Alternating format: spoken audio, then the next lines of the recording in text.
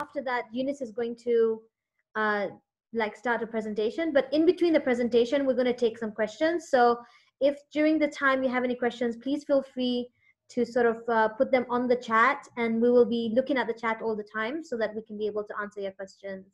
And it's a very interactive session, so feel free if you want to raise your hand, you want to ask a question, we'll help to unmute you, and then you guys can ask the question as well. So super interactive, so feel free to ask. We already have a bunch of questions from the time that you guys registered, so thank you so much for that as well. And so we're going to be answering some of those questions as well. Okay, so if you guys can you hear me properly now, Eunice? Yes, absolutely. Okay, great. So I'll start with me. My name is Reema, and I am the CEO and founder of Ardy Marketing. Ardy Marketing basically helps other organizations with their marketing needs. So we sort of focus on like what your needs are, and then we help you out in terms of where your objective for your business is as well. And so, you know, so like if you have like whichever business you are, to be honest, so whether it's a product or a service, we sort of look at that, we analyze, and we help you to sort of move your direction from whether you're a startup or an SME, and we help you start growing your business. We strategize for you, we help you out. So that's what we do. Really excited. Eunice, you want to do an intro? Yes, please. So hello, everybody. My name is Eunice Nyandat, founder of MyBizMarketer. So MyBizMarketer has been around for, forever, since 2008. And we started as our go-to-market strategy in digital marketing and advertising for tech startups. And we moved into Kenya in 2014, and our first customer was Susie Beauty way back when. And we're going strong, working with predominantly startups, but don't mean we don't work with brands. We have some major brands that we've worked with, helping them grow, getting leads, helping them get visibility from where they are to a bigger position online, especially when they've not had an online presence before. So with zero presence to a major recognized brand online. And that's what we do right now. Thank you. Excellent. Thank you so much. So Eunice, maybe what you can do is you can start the presentation, and we can start with like some of the basics, perhaps. Okay. Yes. Permission to share, please. 1 second. There you go. All right. And desktop 3. Share. And let me know when you can see my presentation. Yes, we can see it. And I need to go in present mode, right? All right, so I will go. No, not yet. Can you see it? No, we can see your browser. Huh. Oh, yeah. Okay. Just the browser? Okay, let me try again. Stop sharing. I am going to have to do this. Just give me a second. Share. Desktop 2. Come on, share desktop 2.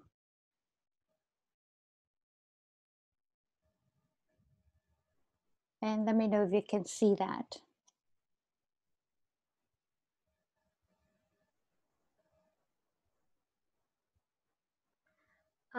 Yeah, we can see like your the presentation itself. Yeah, we're good to go. Okay, fantastic. Sorry about that, guys.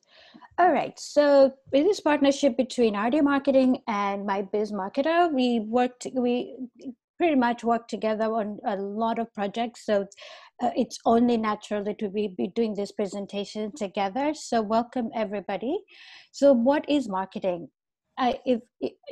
I don't know my audience right now. So I want to say that if you're a business owner or a hustler or self-employed and you're trying to sell goods in post-COVID era, you want to understand how to sell online. And it's so important that you understand the basics of marketing and the importance of understanding your customer to where you can market to them in a traditional way or in the online way.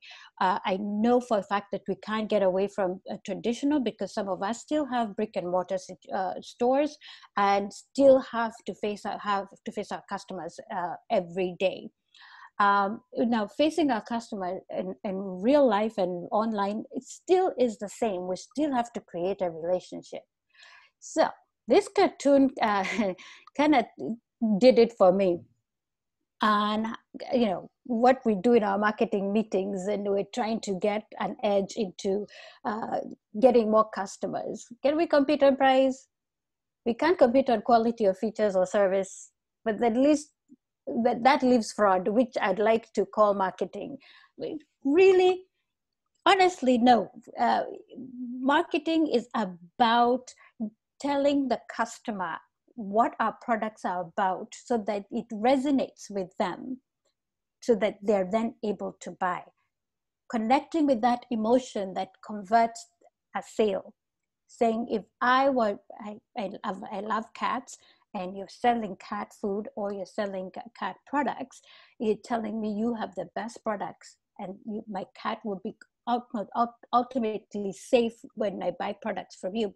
You've got me. So you're connecting with my love for cats too, to make me buy from you. So it's not fraudulent when we're trying to sell, although sometimes the messages may seem like we're trying to make up things. But if you're telling the truth about your products and services, it's not fraudulent. So the sole purpose of marketing is to sell more and more, really is, and to sell more to the customers that you have, right?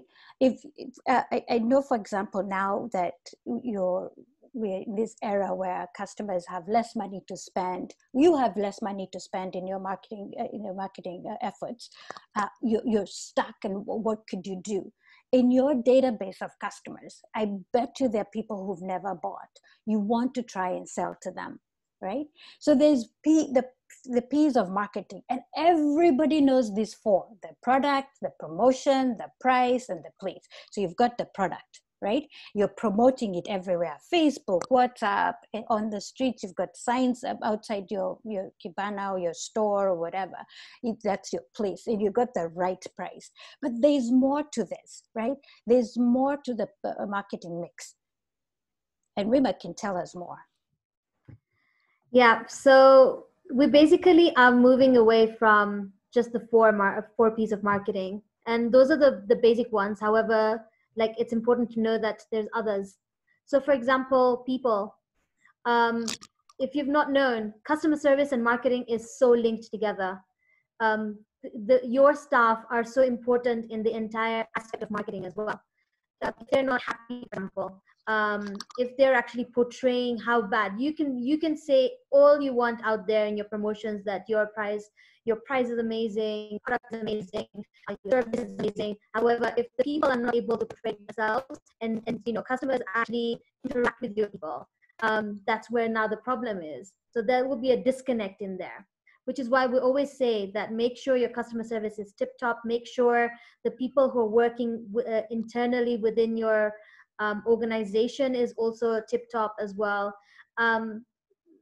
Make sure that you actually make time to improve skills in every way possible as well. It's not just about sort of saying that, oh, it's okay. People can be suffering internally, but externally at least they'll be fine. But if you see that internal clients, so your staff satisfied, they'll be satisfied to be able to.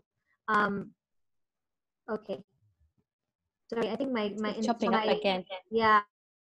That's it. Okay, while you fix that, I can be adding to the 7P. Sure. Creating processes on your marketing operation. So that process is, we've got a campaign. So here's the plan. We've got a plan. We're going to try and sell more women's shoes, and we're going to try and sell more women's shoes in Nairobi.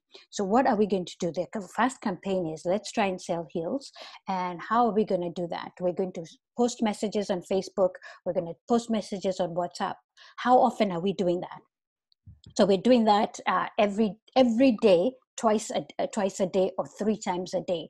So that is the process you create, that you repeat every day. So then what happens then is that your customer base gets used to seeing your messages and anticipating them, and that we get to recognize that if I want a product, and this is maybe women's shoes, I know the Ardy shoes, it will always have the great shoes. I'm always seeing these beautiful posts they have of all types of shoes. They have different colors, different styles, and different types. And so you're creating processes around the marketing of your products. That way, it removes that happenstance, or that what Reema and I call the spraying and praying. You're just blanketly throwing out promotions everywhere without considering who you're throwing it out to. For example, you're promoting women's shoes, but in your marketing list, there's men.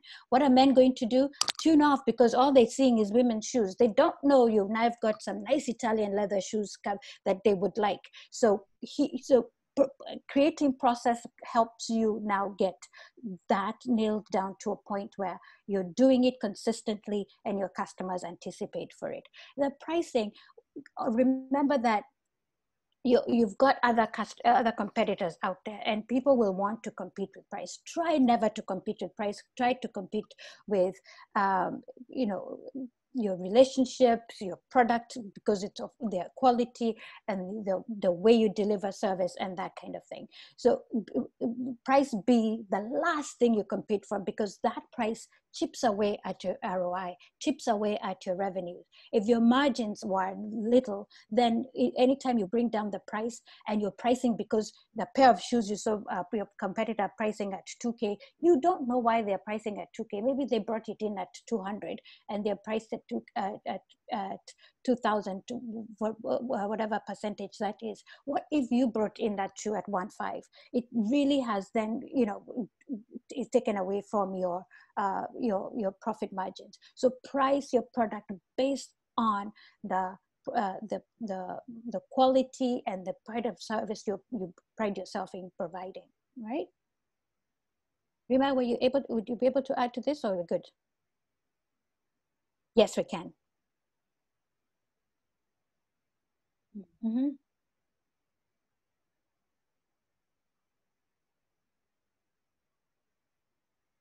Mm-hmm. Yes.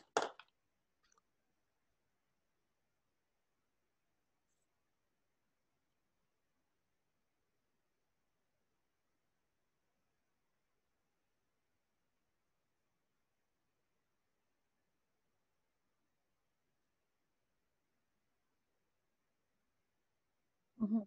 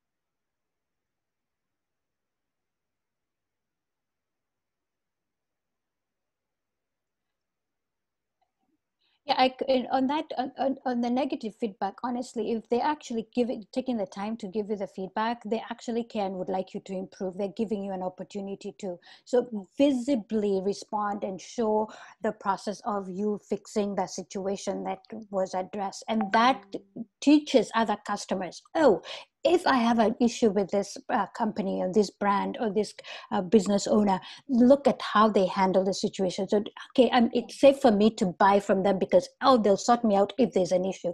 It builds confidence. It builds trust. When we hide our negatives and hide how we respond to them, people then begin to think these guys don't care and don't want to take care of their customers. And that way, then they're even more mistrusting and will not even risk buying because they don't know how you're going to handle it. All right. So I guess, we're saying the same thing over. Understand your customer needs and preferences. And may I say this, if you've got 100 customers, value them. You know this because you know more about them than we did maybe 10, even 5 years ago. You can look up a customer on their social media platforms, on Twitter, on Facebook, and whatever, and begin to understand what that customer is like and what they like and what their behaviors, what they do on a day-to-day. Start jotting down data and putting information around them, right? Look at your analytics and look at how your customer breaks it down and on their preferences. Do they like animals? Do they have pets? Are they tech savvy or they're not?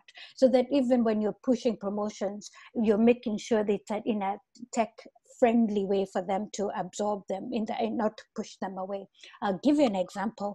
When I had an errand service business and we were providing services for tech entrepreneurs, we noticed that they are tech buffs and movie buffs, and one of their favorite movies, in fact in all of them, was Star Wars. So what we would do is our campaigns would have Star Wars-ic imagery, Darth Vader doing your errands kind of thing. And honestly, you wouldn't believe how often we would convert with those sales, because they immediately, because they're Star Wars people, when they see that ad or that promotion or that email with that, they paid attention. Then they would come back, they'd laugh and they respond, ha ha ha, you got me, okay, can I book services, and that kind of thing.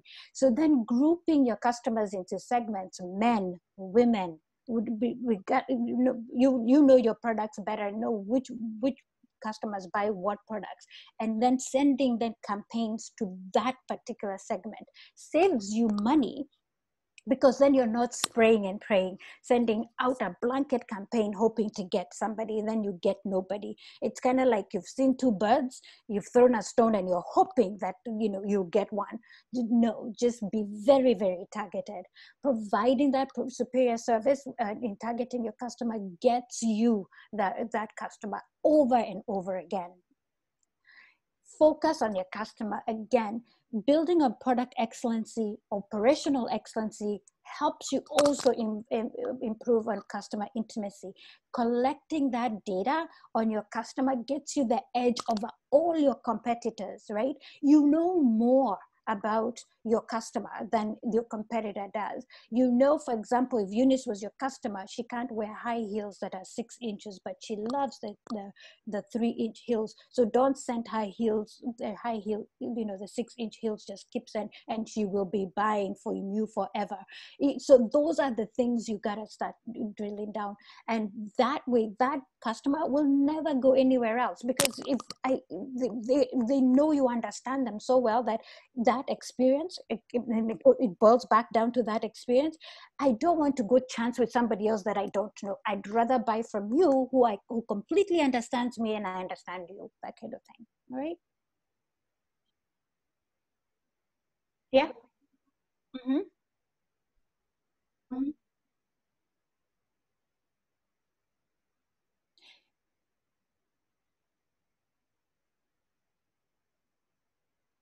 So the only way we can do that is online. Of course, it's become the only channel to reach customers. So, for example, first have a website, right?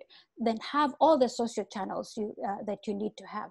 Look at the business you're in. If you're in IT, like Jackson is in IT, I would choose specific channels. I'd choose LinkedIn, I'd choose WhatsApp, I'd choose sometimes Facebook, right? And of course, Twitter. And the content I would be putting out there is content that helps the kind of customer I'm looking at. If the kind of customer you're looking at, Jackson, is the customer that needs IT support but can't hire somebody on a permanent basis, you're solving your problem. You're going to show them how you solve their problem. Constantly share content on you solving a problem. For example, do a case study and share it on LinkedIn. We went to customer A, they're based in Nakuru, they didn't have internet, we now have internet connected, they needed a server, we connected the server, and now they're able to even do remote work. Then somebody sitting somewhere in Kisumu, Bungoma, wherever going, oh, so they're able to do that. Let me reach out to these guys and see if they can help me. You're helping that customer identify, and that continues selling for you. So you're reaching out to more customers that are beyond your geographic location, but also the wider aspect. For example, when you're in LinkedIn, LinkedIn is a global platform, right? Anybody that's out there gets to see it.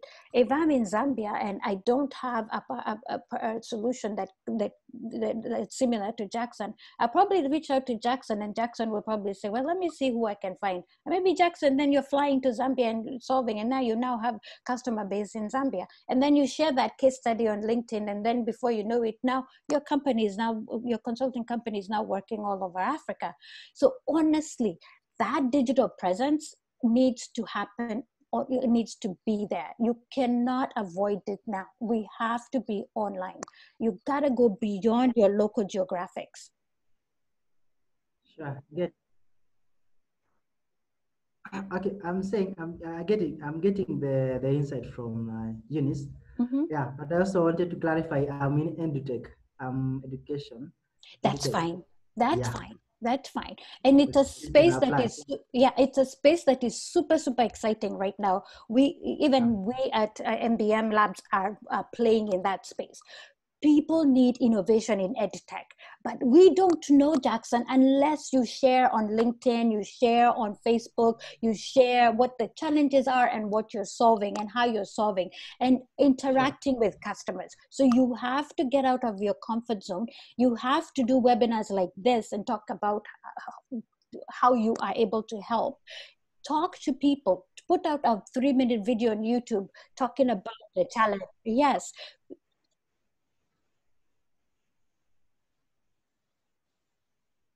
Yes. Yes. Yes.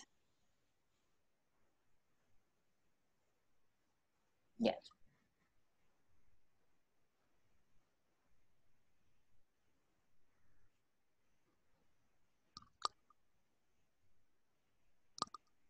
Mm-hmm. Mm-hmm.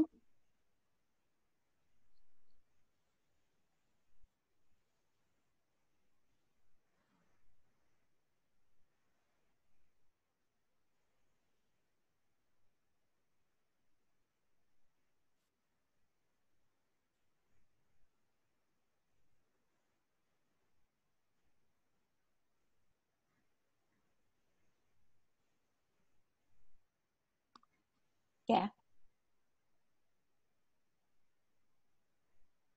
Yeah. Yeah. Yeah. Yeah.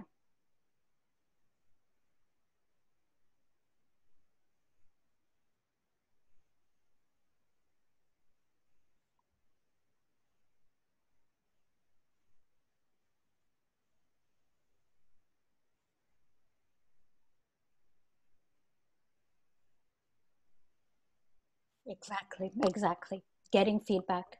Yeah. Yeah, getting feedback a lot. Yeah. Okay, good. Good, good. And keep that feedback loop going. So you're constantly doing a survey for every little thing. How was our website? Is it informing you? How is our experience? How are instructors?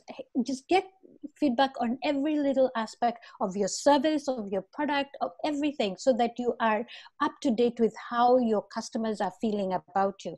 Let me tell you a little thing about what Reema and I have discovered about the world today. People don't read much anymore. So you're putting a blog post and you're posting something on Twitter. They will only read what they care about. Video, however, converts at 80% of the time. So when you put on a video, it makes it easy for somebody to listen in while they're multitasking to whatever it is they're multitasking to. So if there's an advice we can give you all, is that if you are shy about doing video, you do not have to put your face on it. You can do a recording with just a presentation and your voice and just talk about it. And there may be even a picture of yourself, but not your recording, just to ease yourself into. And as you get comfortable, and the more you do of the videos, the more comfortable you're going to be. If you had seen my first presentation on go-to-market strategy 2 years ago, you would die. It is pathetic. But I've gotten better and better as I do more presentation. I'm not perfect. I still am and am and struggle sometimes. And it's okay. We are human. Just take the chance, and honestly, don't get caught up in that. Just deliver your message as best as you can. Try and get that video out. It's going to make the difference. And because some of us are on phones, the video winds up being better than scrolling to read all your content. All right?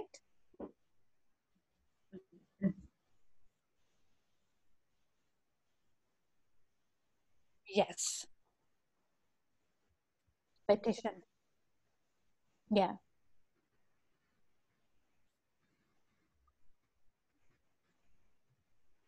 Mm-hmm.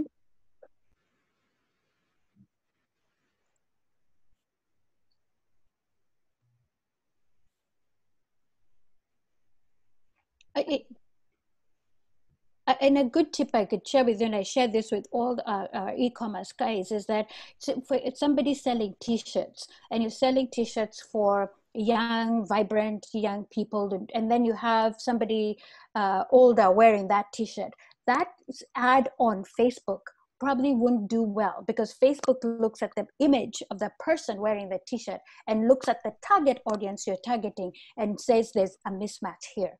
So you really want to look at your imagery and your messaging and your target audience and make sure that they match. All right? Right, that's quite insightful. Thanks a lot. I appreciate. No problem. Yeah. All right, we can't hammer this down. The needs of your customer, really, really, really get to know them. Do they appreciate the speed at which you deliver the service? Do they appreciate the confidence that you instill in them when they use your services and they buy from you? Get to understand what it is. What's the reason behind them buying from you? Are you saving them money? Are you saving them time? Is it a less of a hassle? So if you understand that, each segment, understand why they're buying from you, then you will be able to perfect and build that customer intimacy to the T. And those customers will keep buying. And that chasm we talk about, where people just all of a sudden you are doing so well, and then all of a sudden the business is not, it's tanking. You can't seem to get, you're at 100 customers, you can't get to 101 no matter what you do. If you nail this, you are going to get over that chasm quicker. So let's look at this cups of coffee here, right? Looking at the beverage in there, it is the same. It is the same. The only difference here is who's providing the cup of coffee and the price point and the experience, right? There's the upscale, there's the lifestyle, there's like, let me get my cup of coffee and get going, don't bother me with frills, all that. So niching out your market to define what your customer wants is going to be important, right? So your brand has to say, we're about making your experience as painless as possible, or getting you the products at the best price point. So that way the customer knows each and every day that whenever I buy from these guys, the price will always be right. Or whenever I shop at these guys, the experience will always be right. Whenever I buy from these guys, I will never I'll never doubt that that cup of coffee is going to be the right cup of coffee. So figure out what your brand is saying to the market and what your customer wants from you. All right. Rule of thumb, 20% of your customers represent 80% of your profit. This has not changed, period. Even for us, I think about my customer base right now, and honestly, it's the truth. And if you understand that, then you're well ahead into now maximizing that, and then trying to edge the growth as best as you can. And then you stop that spray and pray and focus, really focus on that customer base that you need to focus on. Now, this slide, I'd like to even break it down and say, I'll give it to you and you take a look at it in greater depth. What I'd say to you is that understanding and creating of customer profiles, creating that women segment and creating that profile, the men segment, whatever your customer base looks like, break it down by demographics, geographics, psychographics, all those things. It sounds like a lot of work, but when you do it, it's done. And then when you start to market, you're not spraying and praying again. And then the return on investment to you winds up being a far better deal for you, because now you're selling to the right person at the right time at the right price, right? And when they want to buy, right? So honestly, you have to do that. Understanding the customer behavior, knowing how our Kenyans like to experience things. Kenyans are party animals, right? Right at 5 o'clock, man, they're closing down their files, and yes, 4:59. They want to be out that gate, and let's see what the Nyama Choma joint is happening. Where's all my friends? Where can we go? And if you are a Nyama Choma joint, by 5 o'clock, people will start coming in. Let me have my place sanitized, cleaned, and ready for my customer. You're thinking about all those things that make your customers happy and keep your customers safe, or all those things. So regardless of what your business is, think about every little thing. It sounds like work, but in the end, how brands stay and live for hundreds of years and last for that long, like a Coca-Cola, is because they've taken the time to understand this customer base. Mm-hmm. Yep.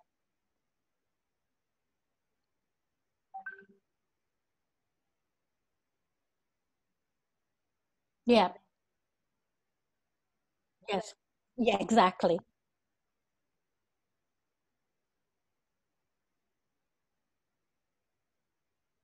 Mm-hmm. Mm-hmm.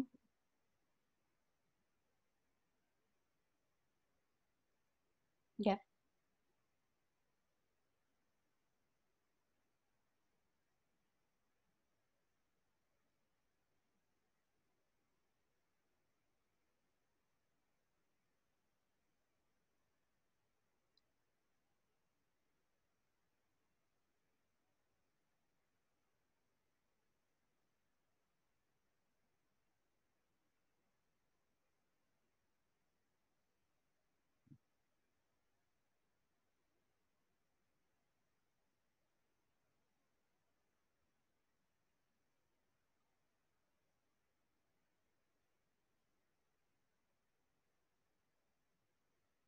Yeah. Yeah. Yeah. Yeah. So once you have customers, when you know your valuable customers, work really hard to retain those. It's easier to sell and remarket to customers that you have because you know them very well and you understand them. So that is a gimme. And if you're not reselling to those customers, then you're really wasting your already spent marketing dollars or marketing shillings, because then you're letting them waste chasing customers that you don't know yet about. So try and sell more to the customers you already have. If go back to the women's shoe analogy. Women are always buying stuff. They're gonna buy a new pair of shoes every 2 months, and I buy a shoe, maybe I don't like it, I give it to my sister, I give it to my friend, and I'm buying a new pair of shoes, right? So depending on what products you're offering, know that that some products you can sell over and over again. Now, the most global customers are those who are growing, that you're still on a cousin, they haven't made up a mind about your whatever. If you're looking at how to now grow the business and say, okay, we've got that 100 customer, how do we make it 200? You're looking at this here, the growth customer and the marginal customer. This is where they'll come from, rather than the ones that are out there that don't know about you yet. These are the ones who have either come visited your website, they've contacted you but never bought, they've interacted with you and you maybe sent a proposal if it was a service, or they put something in the cart and then they've left it there. You need to keep going, reaching out to them. And there's this thing we call drip marketing. Put them on a drip marketing conversation where every month you're sending something to just keep them interested. Oh, by the way, did you know we brought in this new Italian shoes that are phenomenal at this price? It's the best deal ever. Oh, did you know we have this COVID pricing for this service? It'd be a best place to get started with us. Give us a call, let's get started. So you're constantly converting, constantly trying to convert them. Do not give up on them. You keep going at them, either they buy or they die. That's the only thing that there is. That's your only option. So you don't give up on them. Just keep going, all right?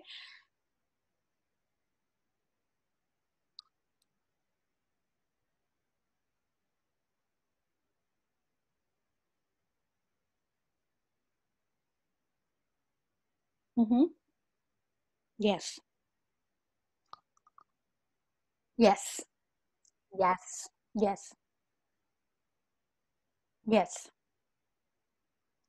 Yes. Yes.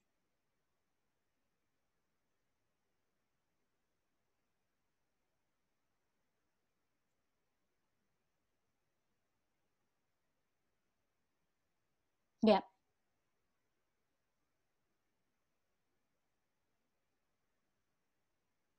Mm-hmm. Gmail. Yep.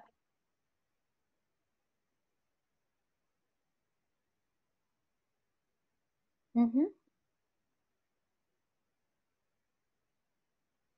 Yeah.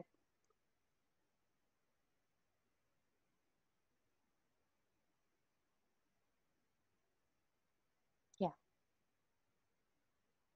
There you go. Sure.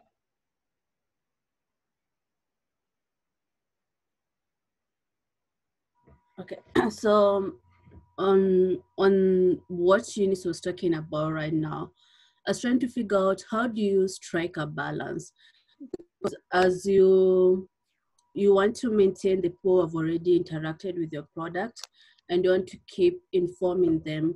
At the end of the day, it's like a cycle. You have to keep on feeding. You have to get new customers, Mm-hmm. so as to put them in this loop and then continue, as you said, do the drip marketing. So Mm-hmm.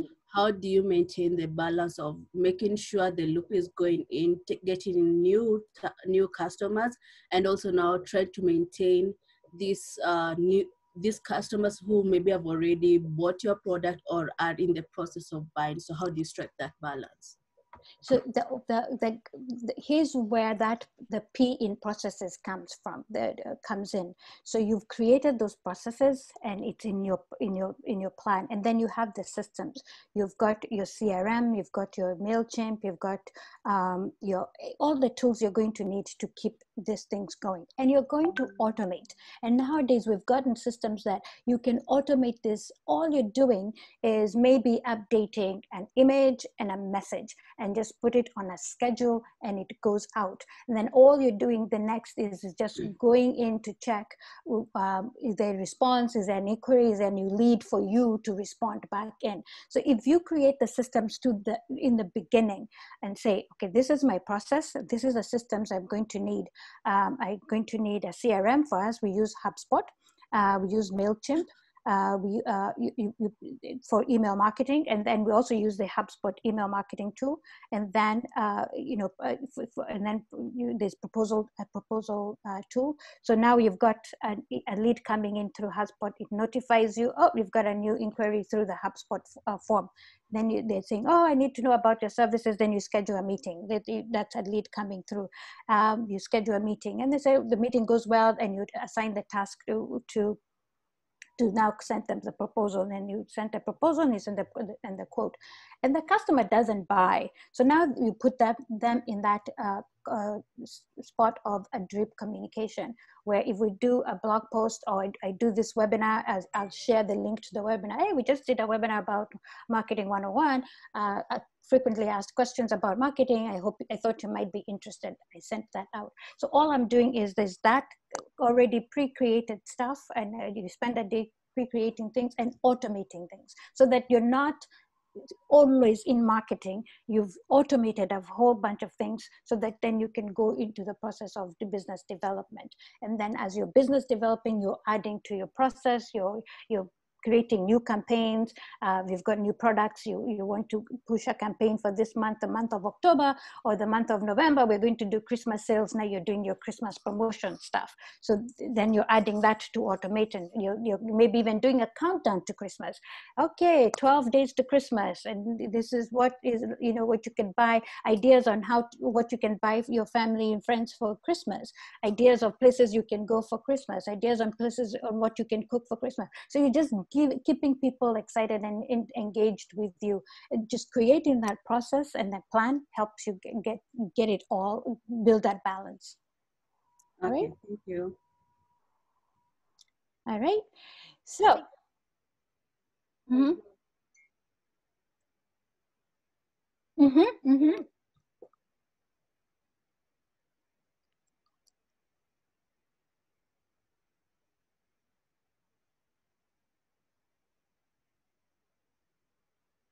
Yeah.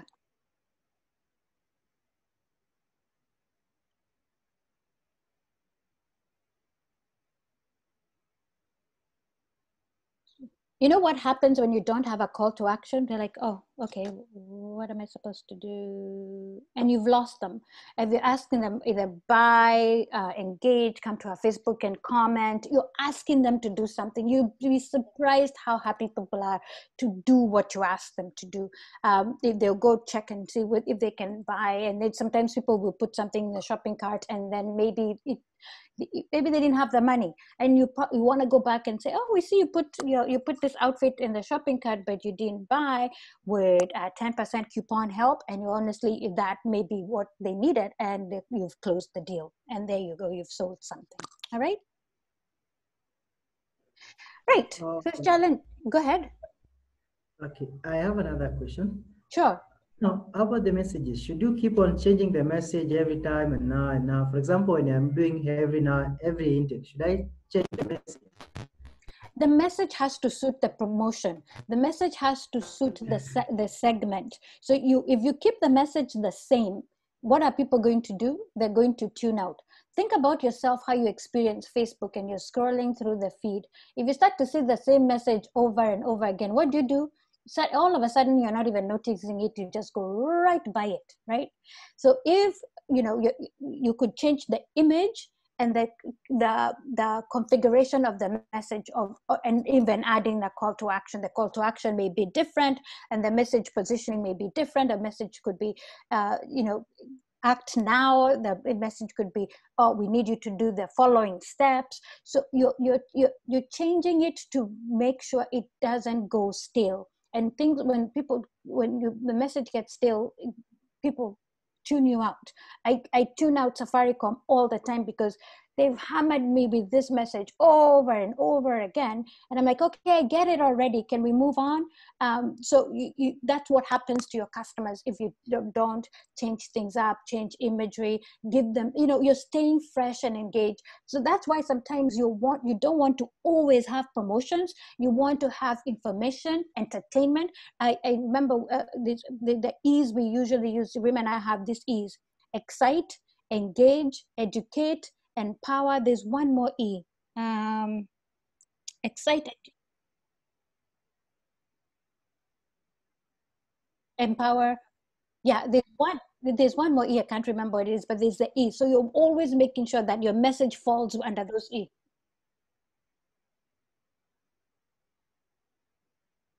Empower, right. So look at your messages and ask, what of those E's is it doing? And that way, it's your way to check to make sure the message is not going to bore your customers. All right. All right. Go ahead, Jackson. That's noted. Thanks. Okay. So for most of us, SMEs, you're probably in this, what we call this space here, early majority. The startups, you're still here in early innovators and early adopters. And if you're a new business, you are here in early adopters. You're still trying to get that your brand or your business to where it's bringing you revenues and customers are coming in a steady way. But this is also where the business dies, and this is all because of what we do and what we sell and the product we're offering and how we go about it. So if you look at all the things we've just talked about and nail those, you're more than likely to overcome this chasm and get to early majority and have a business that will last you years and years and years. Now, we're not saying that it won't have its issues. You're going to have ebbs and flows where you're doing great sales and maybe not so great some months, and that is just the nature of business. But the one killer of business is this stage on the chasm where, guys, you've worked so hard, you're getting traction, and then all of a sudden you just can't seem to get to the 101 customers, and and in fact the revenues now start going backwards instead of going up.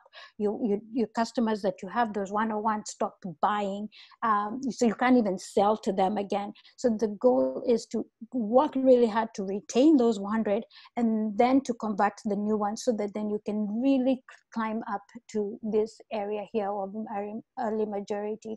People like Nakomat had gotten here and then gotten to late majority, and then they screwed up, and the other brands. And the pandemic has now opened the scabs of all businesses. Some are laden with debt, some are laden with not digitizing no systems, so that there's a big gap. A friend of mine, Barry Onyango, was complaining that he's trying to get statements from KCB and he couldn't, and they're asking him to go into the branch, and the branch, he goes into the branch and telling him they needed to get in from the app.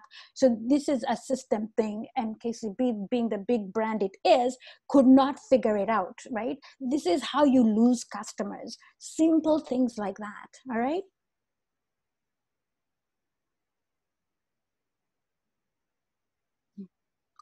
Mm-hmm.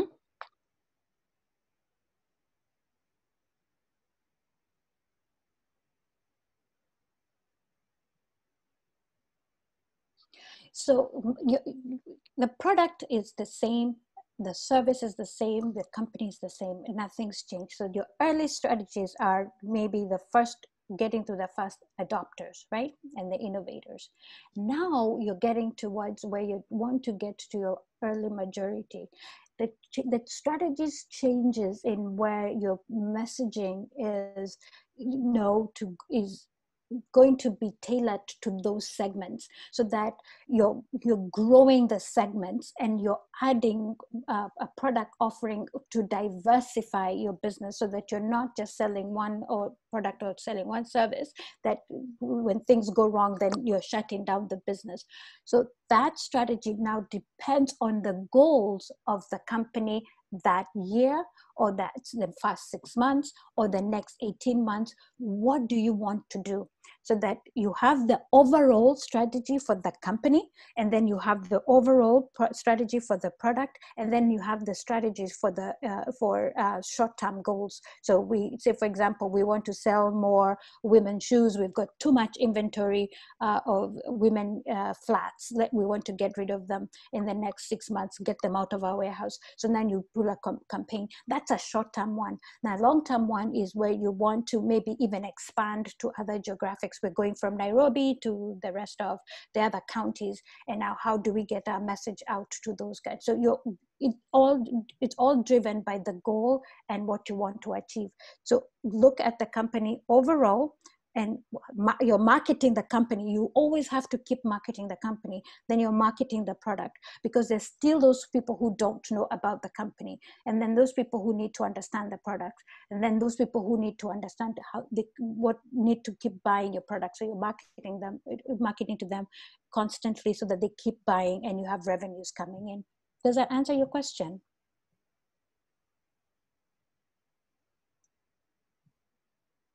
Yes, go ahead. Yes, yeah, I will add something. Hi, Eunice. Hi, Reema. Yeah, I'm very happy to attend your exciting presentation. Yeah, because for example, of course, during this COVID time, we had, of course, to change, like many SMEs, the way we are selling, because we used to participate in international school organic markets. And during the lockdown, like April, May, June, we couldn't transport. So to summarize for maybe the audience, I'm the co-founder of a social enterprise, and we are sustainably producing clean, self-healthy biomass briquettes in Taita Tadveta, but our main market is in Nairobi. So finally, we found out a way. We always, we never stop operating, and we produced a lot. But finally, luckily, we managed to transport the briquettes end of June. So what I did, because when I attended and participated in all these markets, I always recorded all the names of our customers. And I always asked them their phone number or even email address. But for me, it was very important. So I started reaching them out on WhatsApp and on a personal way. I didn't create even a customer, WhatsApp group. I didn't want to make it informal. I really personalized, the message. It could be, hi Chris, hi Eunice, hi Reema, hope you are fine. And I say, new stock, we are happy to tell you, new stock available in Nairobi, please place your order. And also I always ask them, please share this information with your network. And I added, and I sent few nice pictures, of the packaging, and also when you see the briquettes burning. And so it worked. But what is amazing is that what you said, it's true that even if, I try my best to be active on social media, not that much like in July, August, but I always posted some images showing that we were operating, that we never stop operating. But of course, there are some customers, they are not, following us on social media, even if they keep, purchasing. And what is amazing, it's one of the customers say, oh, I'm glad that you are back in business. And so what I found out is that my husband and I, we never stop working. Since March, and it's amazing when in July you get a message, oh, you are back in business. So I found out that in the mindset of customers, you are in business when you are selling. Yes. So how much it's important to, as you say, to constantly keep this communication. Yes. Because for them, if they don't follow our social media, Twitter, Facebook platform or whatever, they don't hear about us. And I've seen that even if a customer purchases a product, they're happy with the product, but if you don't communicate with them, they are not going to call you back and place an order. It's really, you have to be proactive constantly. Yeah. So I'm happy and I'm glad that, it's working. Yeah. And what is amazing is that one of our customers, when I told him, okay, please share with your network, say, yes, I will. And he told me, I'm going to share your ad in a newsletter, in a newsletter. So I didn't know. And he told me just share a brief advertisement. So I wrote something I share on WhatsApp, and I asked him, the newsletter, is it for the school? Is it for your company? Yeah. And he told me it's for the US Embassy. Wow. See that? So how to reach more customers, through your customers. Your customers, as you said, are your best marketer. Exactly. Absolutely. Beautiful, Beatrice. Oh, that's beautiful. Yeah. Yeah. Yes. Yep.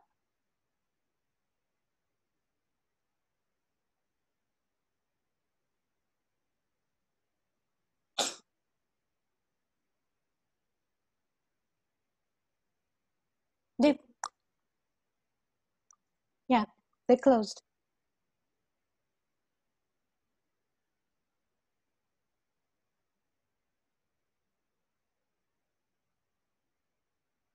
Yep.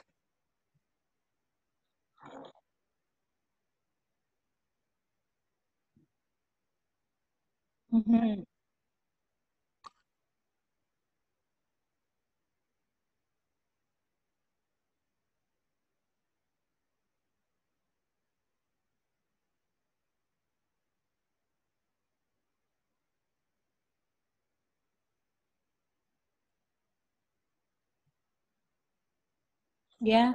Yeah.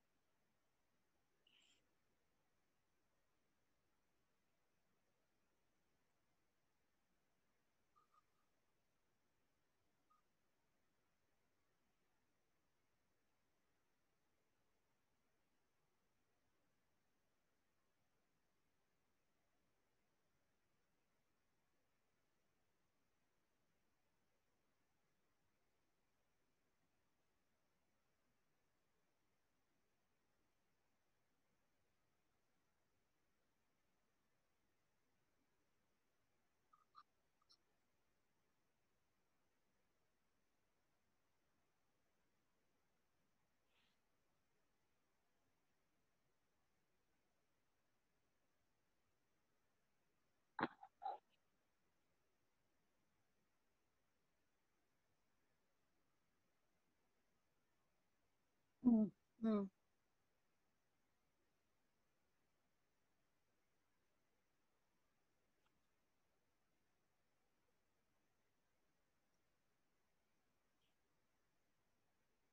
Yeah.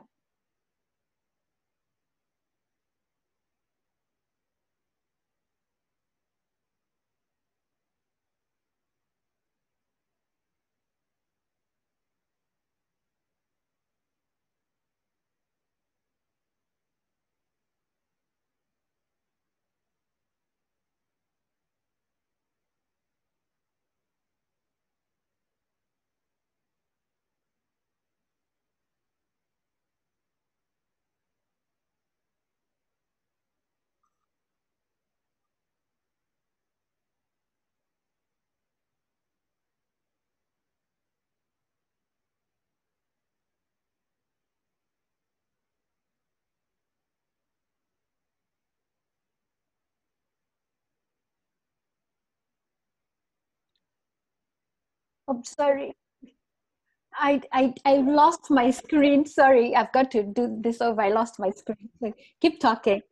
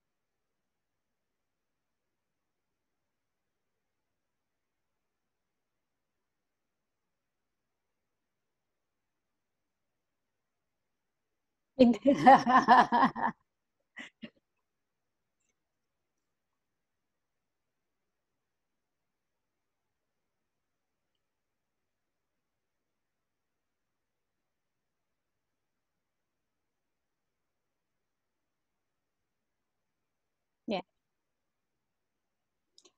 and I know. Yes, yes, yes, yes, yeah.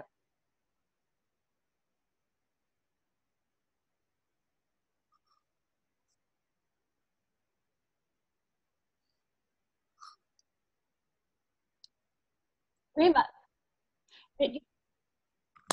and share your slide. I've lost mine. It for some reason it's frozen and it won't share. Yes.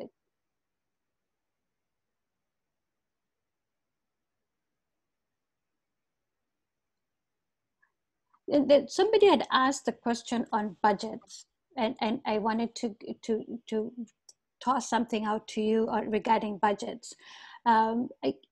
You have, if when you have a little bit of money, even 2,000 shillings can get you a boost on Facebook, that can get you new customers, and you're looking for new leads.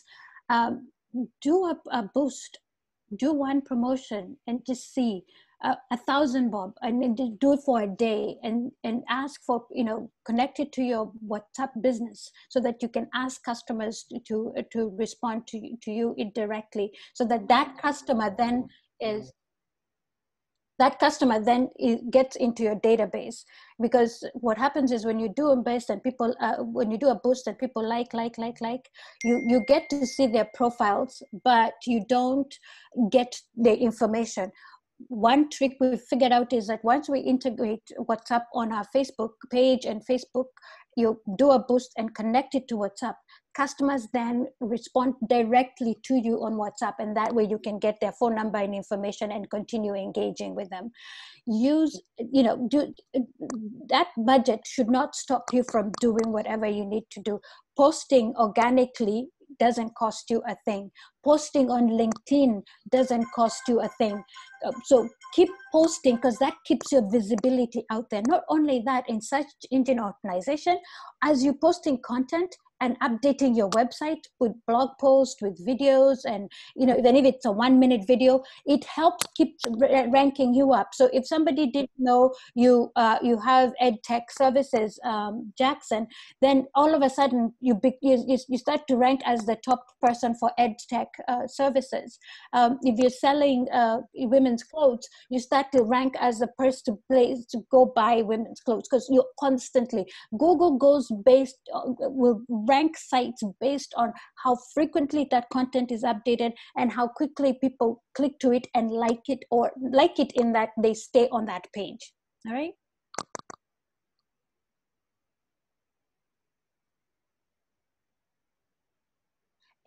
$5 on Google Ads. It's 3,000 shillings. And honestly, imagine, and actually there's another one, Truecaller. Did you know you could do an ad on Truecaller for 1,000 bob? So, but there's so much out there that you could do with little money that you can move your message with. So I want to do this. I want to move, say, no, actually want to brand awareness. We want Jackson's EdTech and or Beatrice's Echo Chaco to get noticed by a few more people. I'm going to put a text ad on Google, on YouTube, and pay $30. That's 3,000 shillings for the next 30 days. All it does is anytime somebody's watching the video, they're just seeing Echo Chaco, they're just saying EdTech, Jackson's business. Jackson, text me what your business is. And all that does is, as you keep that going, people now start to recognize your business. And then when they Google search you, now their content start to come up. So honestly, little things you can do, build awareness and then build conversion.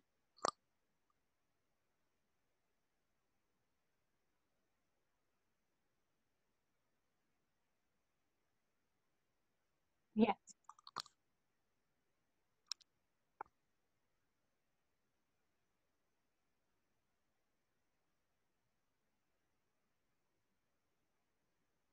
Yeah.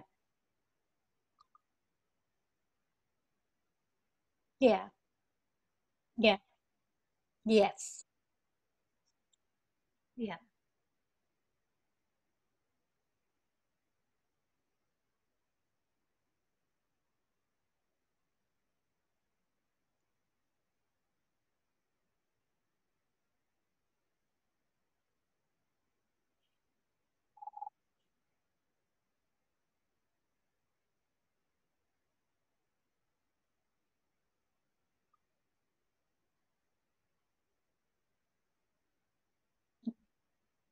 Okay. Yeah.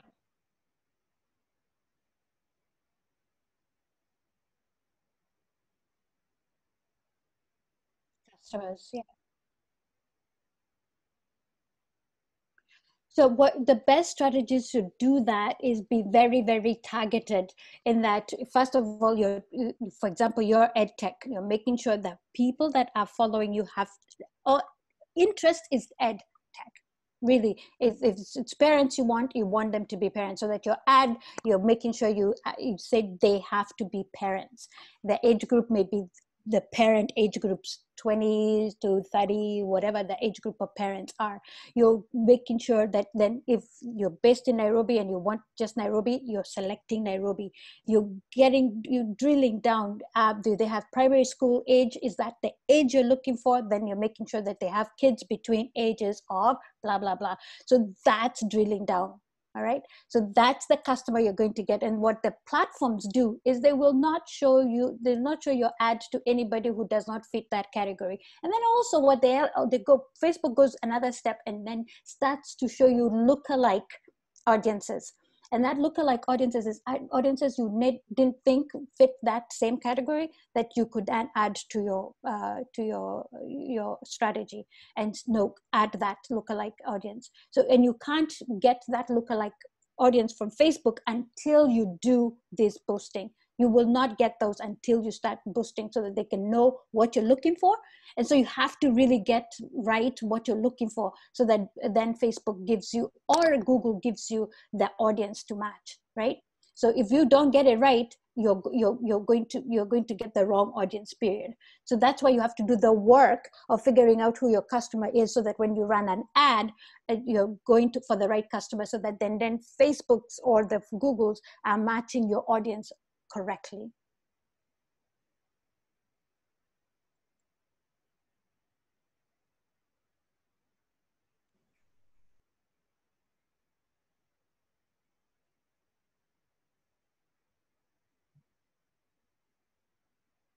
Yeah.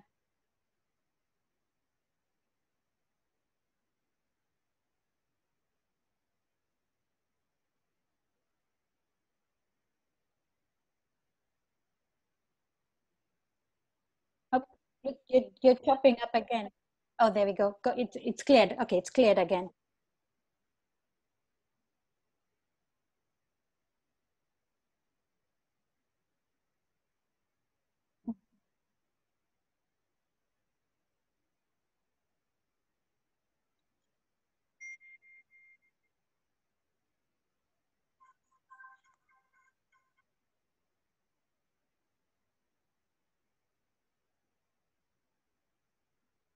Yeah.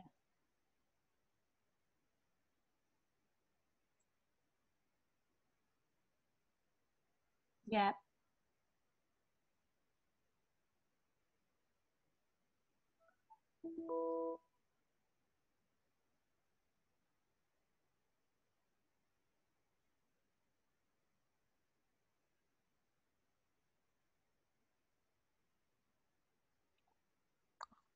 Yeah.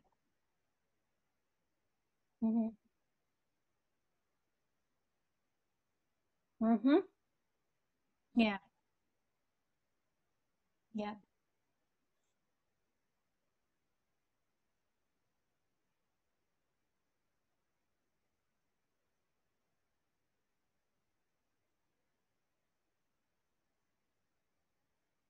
Yeah. Yeah. Exactly.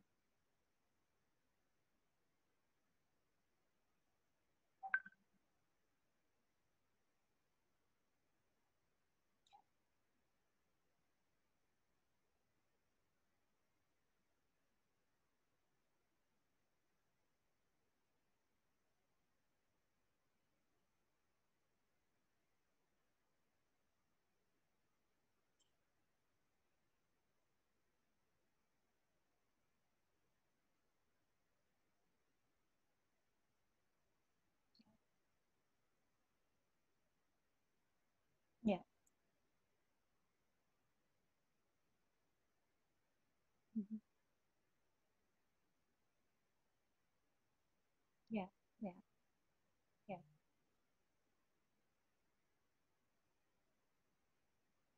Right.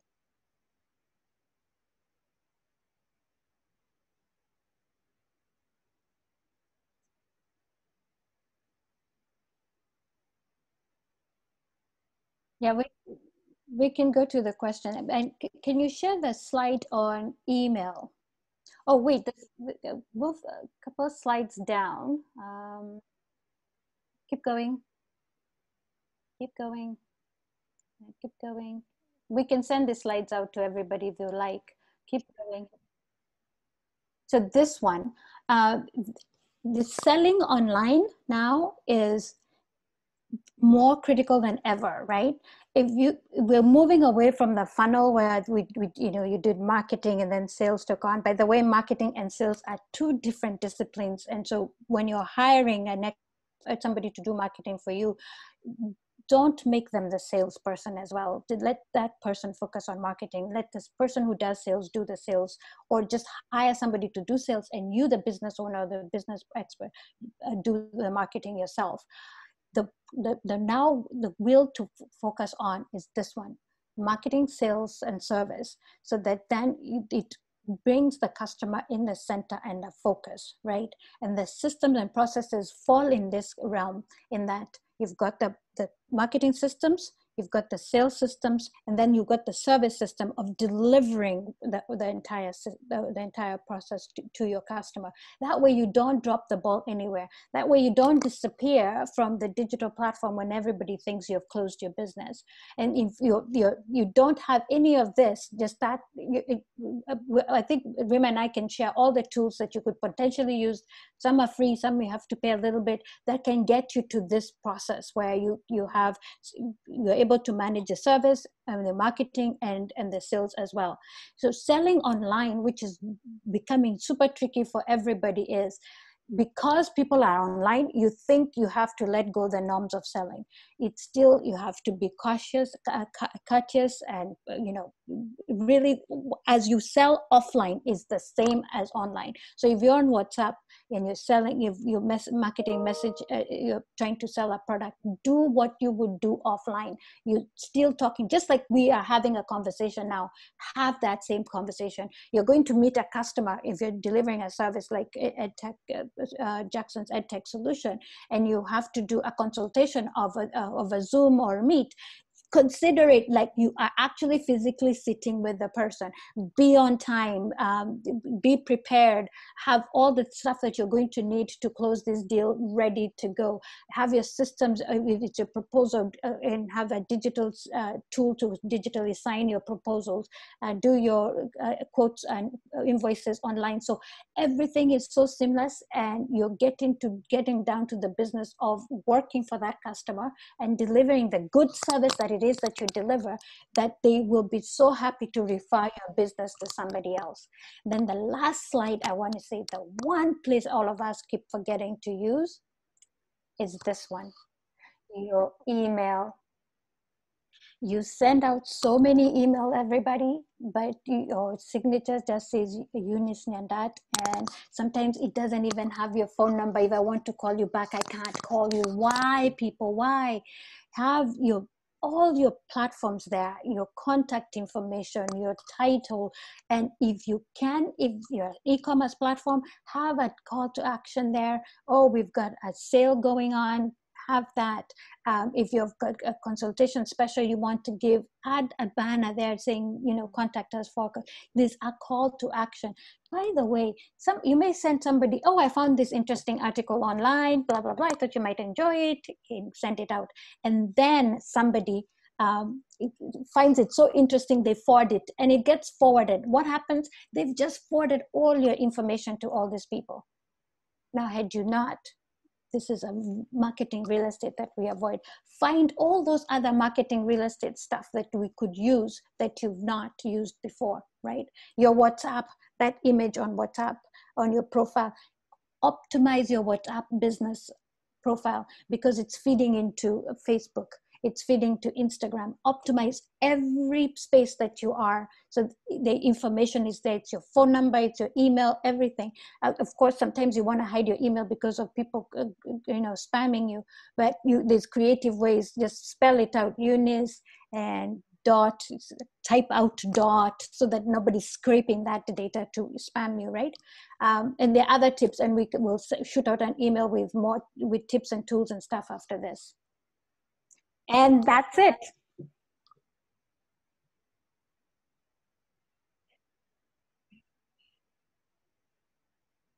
I know. Yes. No, we could go on and on and on.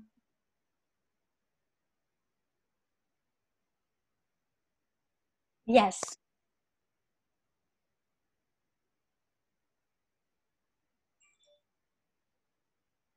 Yes.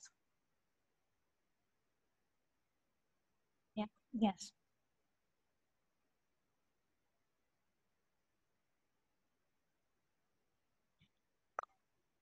Yeah.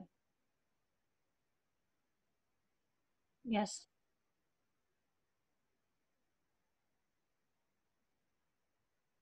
Yes. Yeah.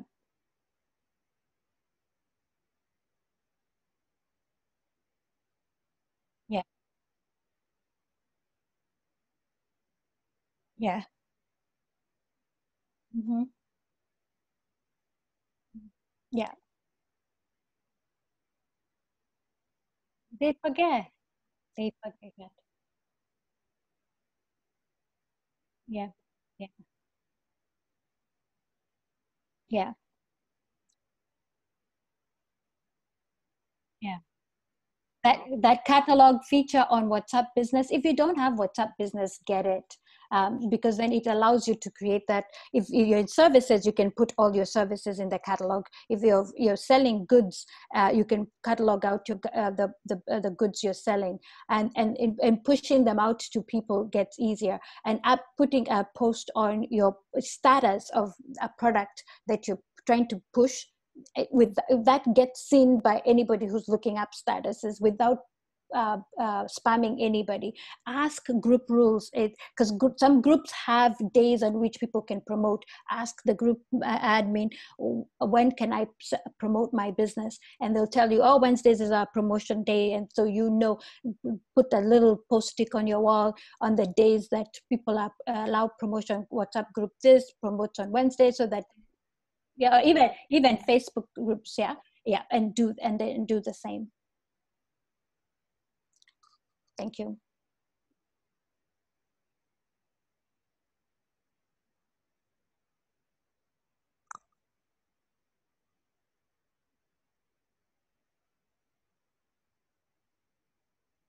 Yes. We have a raised hand, Reema.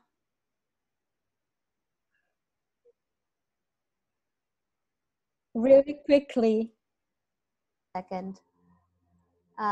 Okay, you can unmute yourself, and it's my dad. So just to let you know. Okay. Yes, you can unmute yourself and ask. Jumbo. Hi. Nice to see you. Thank you. Anyhow, you continue. Okay. Okay. All right. Thank you. Thanks for coming, Dad. So that's just my dad, really excited and supporting me here. So.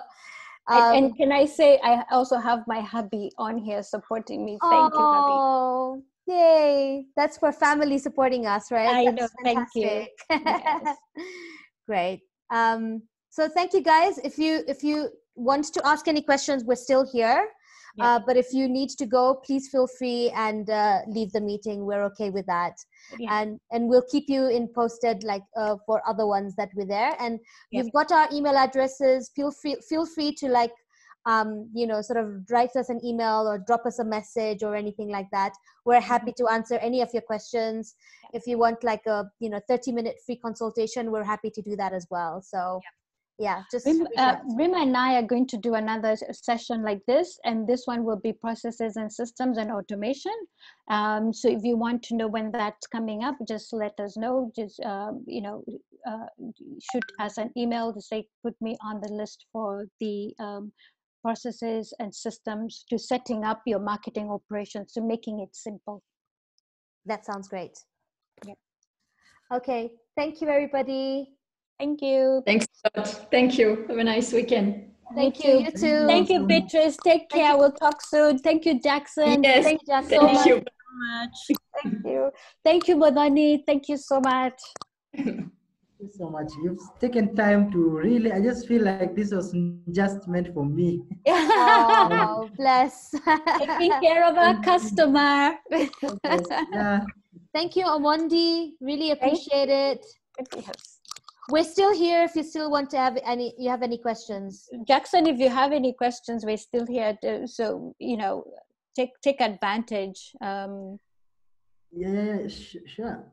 I just feel you covered even much. you, Modoni, if you want to ask any questions. Okay. All right. And even Omondi, we haven't heard anything from Omondi, so feel free. That's hubby. Oh, all right, got it. I got it. Sorry. Apologies. No, that's all right. Just like my dad, he should have said something. Yeah, I know, right? Yeah. All right. I'm just saying that I'm thinking about doing a marketing, sort of creating awareness, not really marketing. Yeah. Because I've been in operation from all the way from April. I've been growing numbers, pole pole, and now I'm thinking of an idea of now. First of all, I'm in the process of registering the business so that I don't go to create awareness without the business there, because that would cause a lot of confusion. Because people, where would they be going? It can be a bit challenging when I just continue with my name. People will tend to trust the business more than just my name. Yeah. I think I'll still think of a way we can engage you to help me maybe reach out to more audience. Together with now, so you are making use of the available network that I have created so far. Mm-hmm. and the customers that I have already. Mm-hmm. So I think that could be the best. I don't know whether there's something else maybe you could have a device based on that. So I want to say two things, right? Um, Yeah. you probably need to speak to me in the realms of the startup situation where you're in. And so I would be speaking to you as a startup incubator expert, where this is MBM talking to you in regards to how are you starting up. I wouldn't even rush into registering your business so much. I wouldn't even worry too much about it. What you're trying to do is try and figure if there's a product market fit, right? Yeah. And if there's a product market fit and you can get customers and you're getting customers, then you can then rush and register. The rush to registration is because then you're now needing a bank account because customers are paying and you need investments, or your investors interested in you, that kind of thing. All right. Yeah. So if you're still in the space of trying to build awareness, save that money for now. Let's build awareness. Let's see what people's feedback is to your product and what they want and say. What improvements should we make, if any, or not remove? Because sometimes we tend to develop products and some features our customers are like, hey, Nayo, I'm not so sure. I don't see the need for that part. So let's get that perfect product market fit, so that then the customer is saying, now this is the product I want. And then we go to registration, and then you're now selling. All right. So even the awareness, you could even just do that YouTube thing, and you're just creating a website and sending people to the website, and there you're asking questions to potential customers, and they're giving you feedback and telling you what they would like. If this was a solution for them, what else they would like to see in it. You're soliciting information from them that helps you then build a product that they would want. Sure, I get that. That's quite insightful. Yeah. And it's very helpful. Yeah. So how about the idea of a website? Now the website, that means I'll have to use a different name. So the Like, name that you said you have a name for yourself, the name for the business, you can use that name for the website. You know, just want to add that, Jackson, do you have have you registered the business name itself? Not yet. Have you It's just the reserved name it? I use. So maybe you can Or reserve reserve the it? business name. You Yes, reserve. you can check out the business name. So you can register the business name and not necessarily register Go it as a through. company. Yes. Yeah. So then that reserves it. Yeah. Very right, Reema. Very right. Yeah. So then that way at least you can know. So even with your business name, once it's registered, you can use that as a domain for your website. And yeah. That's because I want.